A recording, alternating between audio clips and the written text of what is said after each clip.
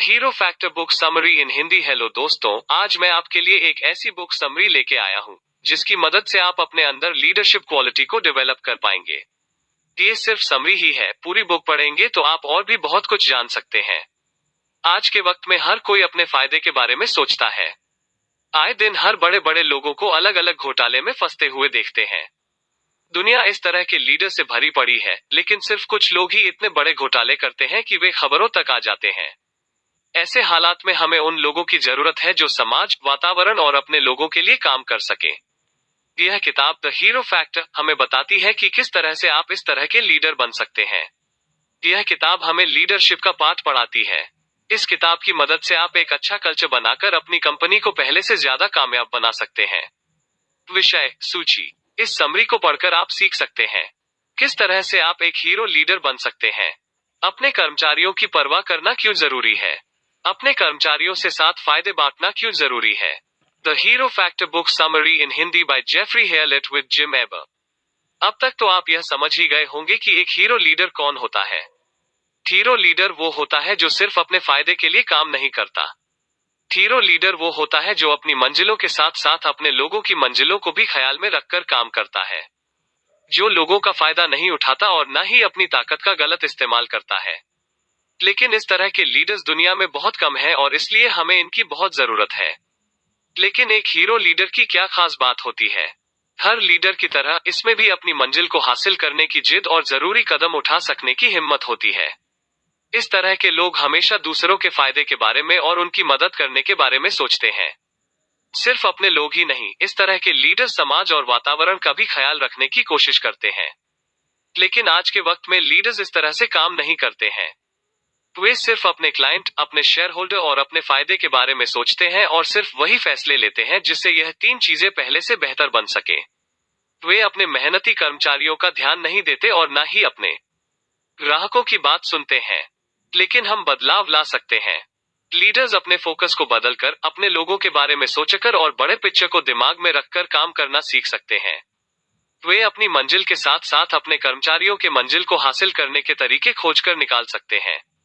अगर आपको लगता है कि आप एक हीरो लीडर नहीं हैं, तो बदलाव का वक्त आ गया है। हीरो लीडर होने का मतलब यह नहीं है कि आप सिर्फ लोगों के बारे में सोचें और फायदे को भूल जाएं। बिना फायदे के एक बिजनेस कभी भी नहीं चल पाएगा। इसलिए आपको दोनों लोगों को एक बराबर महत्व देना होगा। यह जरूरी नहीं है कि एक को बढ़ाने के लिए आपको दूसरे से समझौता करना पड़े। तो चलिए देखते हैं कि आप यह कैसे कर सकते हैं। सबसे पहले फायदे की बात करते हैं। इसे बढ़ाने के लिए आपको क्वालिटी पर काम करना होगा। आपको अपने बिजनेस के काम करने के तरीके को पहले से बेहतर बनाना होगा, अपने प्रोडक्ट की क्वालिटी को बेहतर करते रहना होगा, अपने ग्राहकों या क्लाइंट्स को दिमाग में रखकर काम करना होगा, काबिल कर्मचारियों को प्रमोट करके उन्हें ट्रेनिंग देते रहना होगा और दूसरे काबिल लोगों को अपने बिजनेस में लेकर आना होगा। यह सारे काम अगर आप लंबे समय तक करते रहेंगे तो आपको फायदा जरूर होगा। अब बात करते हैं लोगों की। किस तरह से आप हर उस व्यक्ति के फायदे के लिए काम कर सकते हैं जो कि आपके बिजनेस से जुड़ा हुआ है। यह आपके कर्मचारी, ग्राहक, क्लाइंट, शेयर होल्डर और दूसरे लोग भी हो सकते हैं। सबसे पहले तो आपको सब कुछ अकेले करने की कोशिश नहीं करनी चाहिए। आपको हर उस व्यक्ति की मदद लेनी चाहिए जो कि आपके काम को आसान बना सकता है।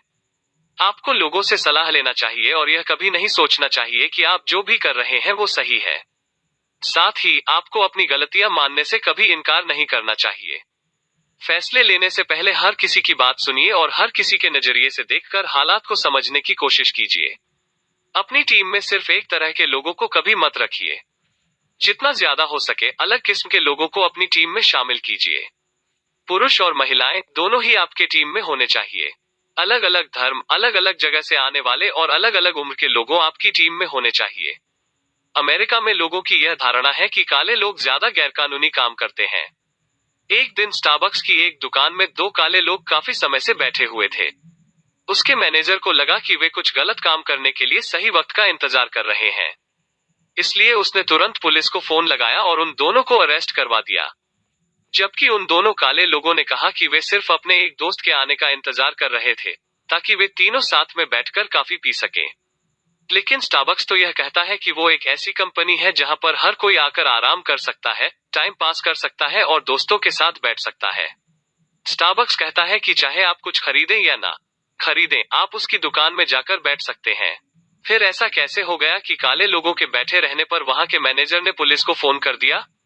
यह एक एग्जाम्पल है जहां पर एक कंपनी के कर्मचारी अपनी कंपनी की वैल्यूज को अपना नहीं रहे हैं।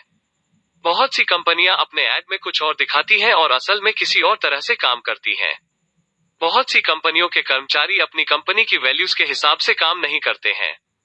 एक हीरो लीडर वो होता है जो अपनी कंपनी की वैल्यूज को पहले अपने कर्मचारियों के अंदर डाल सके और उनसे उस तरह से काम करवा सके। स्टारबक्स ने जब एक मैनेजर को वैल्यूज के हिसाब से काम करते हुए नहीं देखा, तो उसने 2018 की मई को अपने 8000 दुकानों पर ताला लगा दिया ताकि वो कुछ घंटों के लिए अपने सारे कर्मचारियों को पाठ पढ़ा सके कि हर काला व्यक्ति अपराधी नहीं होता। अगर आपकी कंपनी के लोग वैल्यूज के हिसाब से काम नहीं कर रहे हैं, तो आपको उसके लिए कुछ कदम उठाने चाहिए। Subir Chaudhary America quality management guru में से एक हैं। वे कंपनियों के साथ काम करके उनके प्रोडक्ट की क्वालिटी को बेहतर बनाने पर काम करते हैं। एक दिन एक कंपनी ने उन्हें हायर किया ताकि वे क्वालिटी कंट्रोल पर काम कर सकें। उसके एक दिन पहले ही जेडी पावर क्वालिटी रिपोर्ट निकली थी और उसमें उस कंपनी के प्रोडक्ट की क्वालिटी को बेकार रेटिंग दी गई थी। वहां पर जाते ही उनकी मुलाकात मार्क से हुई, जो कि क्वालिटी के लिए जिम्मेदार थे।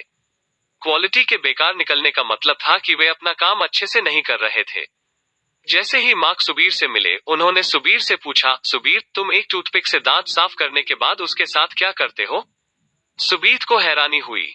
मार्क के ऊपर मुसीबत मंडरा रही थी और उसे इस बकवास से सवाल की चिंता थी। लेकिन सुबीर ने जवाब दिया, मैं उसे डस्टबिन में फेंक देता हूँ।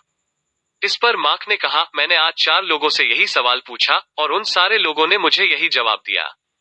लेकिन आज जब मैं अपने ऑफिस की तरफ जा रहा था, तो मैंने देखा कि किसी ने लापरवाही से एक टूथपिक जमीन पर फेंका है।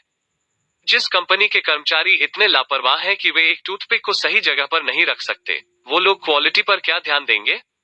यह समस्या बहुत गहरी है। तो यह एग्जाम्पल था कि किस तरह से एक छोटी सी बात से यह पता लग सकता है कि आपकी कंपनी का कल्चर क्या है। यह जरूरी नहीं है कि एक कल्चर तभी अच्छा हो जब वहां पर हर कोई मिलजुल कर काम करता हुआ मिले और लोग एक दूसरे को सहारा देते रहें। वो जरूरी है, लेकिन कल्चर की बातें बहुत छोटी छोटी चीजों से भी साफ दिखाई दे सकती हैं। इस तरह से छोटे बदलाव भी आपके कल्चर को पहले से बेहतर बना सकते हैं। इन्हीं छोटे बदलाव की मदद से आप लोगों को बेहतर बना सकते हैं। बहुत सी कंपनियां अपने कर्मचारियों को एक इंसान की तरह नहीं देखती। वे यह नहीं सोचती कि उनके कर्मचारियों ऐसे लोग हैं जिनके साथ उनका एक अच्छा रिश्ता है। वे उन्हें सिर्फ एक औजार की तरह देखती हैं जिनका इस्तेमाल करके वे फायदे कमा सकती हैं। ऐसा करने से आप ऐसे कर्मचारियों की फौज पाल लेते हैं जो सिर्फ उतना काम करते हैं जितने से उन्हें काम से निकाला ना जाए। वे कंपनी को लेकर उत्साहित नहीं होते और ना ही उसे बेहतर बनाने के लिए काम करना चाहते हैं। एक हीरोइक कल्चर और एक जहरीले कल्चर में यही अंतर होता है। हीरोइक कल्चर में काबिल कर्मचारियों के साथ बेहतर रिश्ते बनाने पर ध्यान दिया जाता है ताकि वे कंपनी के साथ काम करते रहें। इस तरह से वफादारी पनपती है, जिसके दम पर आप अपनी कंपनी को आगे तक लेकर जा पाते हैं। एक खराब कल्चर में काबिल लोग कभी भी काम नहीं करेंगे, क्योंकि उनके पास दूसरी कंपनियों के पास जाने का ऑप्शन हमेशा मौजूद होता है। इस तरह से आप औसत लोगों के साथ रह जाते हैं जिन्हें आपकी कंपनी के गोल्स में कोई दिलचस्पी नहीं रह जाती। लोगों की परवाह करना किसी भी कंपनी के लिए बहुत जरूरी है। रॉब रियान ने 1989 में एसएन कम्युनिकेशन नाम की एक कंपनी खोजी थी।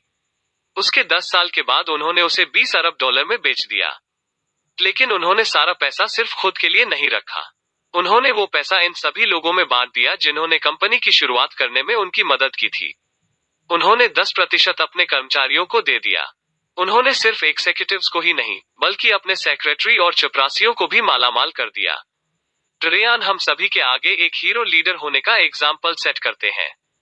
वे यह दिखाते हैं कि किस तरह से अपने साथ के लोगों की परवाह करके आप उन्हें अच्छे से काम करने के लिए उत्साहित कर सकते हैं। इस तरह से आपके कर्मचारियों को यह लगेगा कि वे सिर्फ एक कर्मचारी नहीं हैं बल्कि कंपनी के हिस्सेदार भी हैं। वे मन लगाकर काम करते हैं और जिम्मेदारी लेना भी सीख जाते हैं। इसके एक और अच्छे एग्जाम्पल हैं हमदी उलुकाया, जिन्होंने छोमबानी नाम की एक दही की कंपनी 2005 में खोली थी। उन्होंने अपने कर्मचारियों से कहकर रखा है कि जिस दिन यह कंपनी बिकेगी या फिर पब्लिक हो जाएगी, उस दिन उन्हें सारे फायदे का 10% दे दिया जाएगा। इस समय उस कंपनी की कीमत $1.5 अरब है और जिस दिन वो बिकेगी, वहां काम करने वाले 2000 से ज्यादा कर्मचारी मालामाल हो जाएंगे।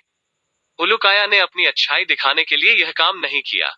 उन्होंने ऐसा करके अपने कर्मचारियों से एक समझौता किया, अगर वो सभी लोग वहां पर मन लगाकर काम करते रहे और कंपनी को कामयाब बनाते रहे, तो एक दिन इसका फायदा सभी को मिलेगा। इस तरह से सभी को फायदा देकर आप जिम्मेदार कर्मचारियों की एक फौज तैयार कर सकते हैं, जो कि हर काम को अपना काम समझकर करेंगे। कंक्लूजन, एक हीरो लीडर बनने के लिए आपको कंपनी के फायदों को और उसके लोगों को एक बराबर अहमियत देनी होगी। आपको अपने कल्चर को बेहतर बनाने के लिए छोटी छोटी बातों पर ध्यान देना होगा। आपको अपनी कंपनी की वैल्यूज को सबसे पहले अपने कर्मचारियों में डालना चाहिए और उनके साथ साथ खुद को भी बेहतर बनाने की कोशिश करते रहना चाहिए। क्या करें? यह जरूरी नहीं है कि सिर्फ बड़ी कंपनियां ही अपने कर्मचारियों के साथ फायदे बांटे। अगर आप एक छोटी कंपनी हैं, तो भी आप अपने कर्मचारियों के लिए कुछ छोटे छोटे काम कर सकते हैं। आप उन्हें फ्री लंच या कॉफी दे सकते हैं। यह जरूरी नहीं है कि आप लाखों का बिजनेस कर रहे हो तो ही अपने कर्मचारियों के लिए कुछ करें। आप जितना कर सकते हैं उतना करने की कोशिश कीजिए। तो दोस्तों, आपको आज का हमारा यह the hero factor book summary अच्छा लगा तो नीचे कमेंट करके जरूर बताएं और इस बुक समरी को अपने दोस्तों के साथ शेयर जरूर करें। आपका बहुमूल्य समय देने के लिए दिल से धन्यवाद।